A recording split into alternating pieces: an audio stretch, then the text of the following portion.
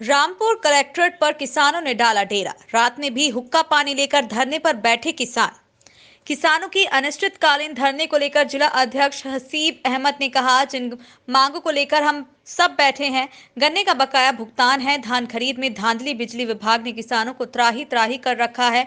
किसी का 1 महीने का बिल 90,000, किसी का 1 लाख का, किसी का 30,000 का, यह तमाम मांगे हैं जिन सबको लेकर हम बेमियादी धरने पर बैठे हैं। जब तक हमारी मांगे सरकार नहीं मानती है, अब चाहे आंधी आए, ठंड पड़े, बारिश है, मरे जिए, उठकर नहीं जाएंगे। उन्होंने कहा प्रशासन कुछ सुनना नहीं चाहता, बल्कि उन्होंने हमें रोकने का प्रयास किया है। किसानों ने कहा परमिशन दिखाओ। हिंदुस्तान का किसान अन्नदाता अगर परमिशन लेने लगे तो फिर लोकतंत्र कहाँ रह जाएगा। किसान अपनी बात सरकार से, प्रशासन से कहने आ रहा है तो क्या उसे परमिशन लेनी पड़ेगी? तो फिर कहाँ लोकतंत्र है। हमें कोई MP नहीं बनना, विधायक नहीं बनना। किसान का अपना दर्द है, वह आपको सुनाने आ रहा है और जिला प्रशासन की जिम्मेदारी होती है कि वह किसानों की बात सुने और शासन प्रशासन तक बात को पहुंचाए। साथ ही कहा कि अगर हमारे साथ कुछ होता है तो उसका जिम्मेदार प्रशासन होगा। उन्होंने कहा हमें डाला है बियाबान जंगल में डाल दिया है, रात को कोई सांप भी आ सकता है, लेकिन हम अपनी मांगों को लेकर बैठे हैं, हमें कोई परवाह नहीं है। फिर चाहे हम मर जाएं, मगर मांगे तो हमारी है। अगर नहीं सुनेंगे तो धरना लगातार चलेगा। वहीं उन्होंने कहा किसानों के लिए प्रशासन की तरफ से कोई व्यवस्था नहीं की गई है। वहीं जब कोई लोग हल्ला काट रहे होते हैं तो प्रशासन की तरफ से व्यवस्था हो जाती है। उन्होंने कहा देश का अन्नदाता अब यहाँ पड़ा हुआ है, अब चाहे जो भी हो अंजाम हो। इसके साथ ही किसानों ने प्रशासन और सरकार के खिलाफ जमकर नारेबाजी की।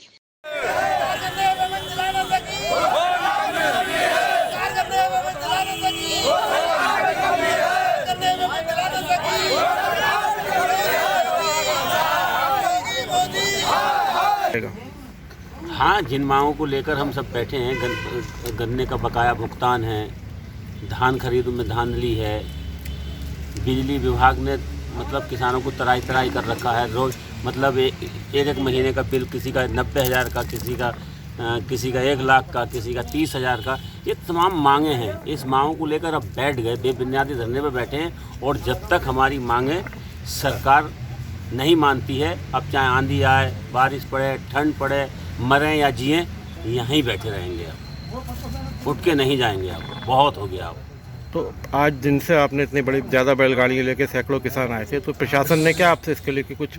प्रशासन ने तो आश्वासन कुछ नहीं, प्रशासन तो कुछ सुनना ही नहीं चाहता। प्रशासन ने तो हमें रोकने का प्रयास करा।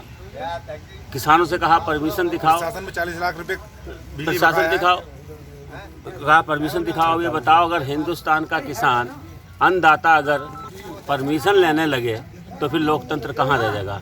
किसान अपनी बात सरकार से, प्रशासन से कहने आ रहा है, उसे भी परमिशन लेना पड़ेगी कि हम परमिशन लेकर आपके पास बैठेंगे, हम अपनी बात कहेंगे, तो फिर कहाँ लोकतंत्र है। हमें कोई MP नहीं बनना, विधायक नहीं बनना। किसान का दर्द है वो आपको सुनाने आ रहा है और जिला प्रशासन की जिम्मेदारी होती है कि वो किसानों की बात सुने और शासन और प्रशासन तक वो बात को पहुँचाए। हसीब भाई, ये जंगल जैसा रात का टाइम है, वो किसान के साथ अगर कोई भी बात होती है, क्योंकि इसमें बुजुर्ग भी हैं और सभी तरह के हैं किसान, तो इस तरह का इसका जिम्मेदार कौन होगा?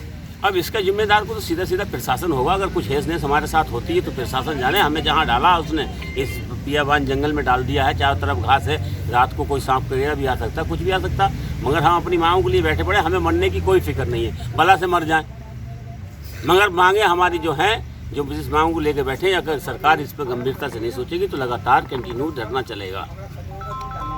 क्या किसी तरह की व्यवस्था की गई प्रशासन द्वारा? कोई नहीं, कोई किसानों की तरफ कोई व्यवस्था नहीं है। अगर 4 वकील हमला काट दें तो प्रशासन की सारी व्यवस्था हो जाती है। यहाँ किसान अन्नदाता आया हुआ, ना किसी ने सुध लिए ना वो यहाँ डाल दिया। आप बताओ, यहाँ पड़े तो जंगल में, या आप देख रहे हो, ये है प्रशासन की व्यवस्था। देश का अन्नदाता यहाँ बैठा पड़ा है, अपना हुक्का पानी लेकर बैठ गए तो? हाँ बिल्कुल बिल्कुल भाई साहब, बिल्कुल बेबुनियादी धरना, बिल्कुल आर पार की लड़ाई।